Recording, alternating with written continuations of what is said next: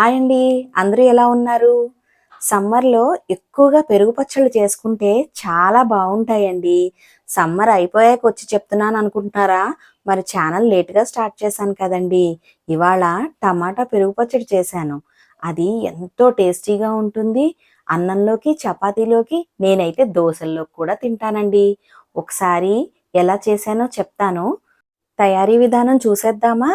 దీనికోసం 7, 8 టమాటాలు, ఒక ఉల్లిపాయ, 3 పచ్చిమిరపకాయలు, కొంచెం కొత్తిమీర, కరివేపాకు ఇవేనండి. పెద్దగా ఇంగ్రీడియెంట్స్ కూడా ఉండవు. ఇవన్నీ చక్కగా సన్నగా కట్ చేసి పెట్టుకొని, ఒక మూకుడులో నూనె వేసి, ఆవాలు, జీలకర్ర, కొంచెం మెంతులు వేసుకుంటే సమ్మర్ కదా చలవ చేస్తుందండి. ఉదయాన్నే చేసి పెట్టుకుంటే పెరుగులో ఊరిన తర్వాత ఈ మెంతులు పుల్ల పుల్లగా నోటికి తగులుతూ ఉంటే ఎంతో టేస్టీగా ఉంటుందండి.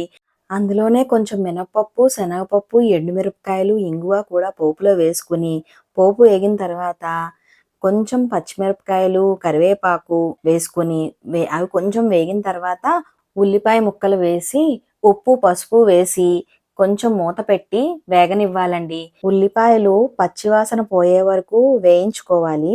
ఇలా వేగిన తర్వాత సన్నగా తరిగిన టమాటా ముక్కల్ని కూడా వేసి మూత పెట్టుకొని మధ్య మధ్యలో చూసుకుంటూ మెత్తగా అయ్యే వరకు వేయించుకోవాలండి.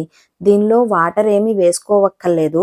చాలామంది ఉల్లిపాయలు లేకుండా ఉత్తి టమాటాతో కూడా చేసుకుంటారు. అలా కూడా చేసుకోవచ్చు. కానీ నాకు కొంచెం ఉల్లిపాయలు వేస్తే చాలా ఇష్టం అండి.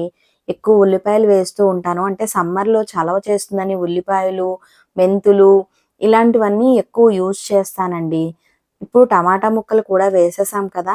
కొంచెం ఒకసారి కలిపి మూత పెట్టుకొని, టమాటాలు మగ్గేలోపు కొంచెం పెరుగుని తీసుకొని, నేను ఒక కప్పుడు పెరుగు తీసుకున్నానండి. పెరుగుని బాగా చిలికి పక్కన పెట్టుకోవాలండి. చూడండి టమాటాలు చక్కగా మగ్గిపోయాయి కదా! ఈ మగ్గిపోయిన టమాటాలని పెరుగులో వేసుకొని, చక్కగా ఒకసారి బాగా కలుపుకొని, పైన కొత్తిమీర వేసుకుంటే ఇప్పుడు ఎంతో టేస్టీగా ఉండే పెరుగు పచ్చడి రెడీ అయిపోతుందండి. అన్నంలోకి, చపాతీలోకి, దోసల్లోకి దేనిలోకైనా కూడా చాలా అద్భుతంగా ఉంటుంది. చాలామంది బ్రౌన్ రైస్ తింటూ ఉంటారు కదా! దానిలో కూడా బావుంటుందండి. ఒకసారి మీరు ట్రై చేసి ఎలా ఉందో చెప్పండి. Thank you.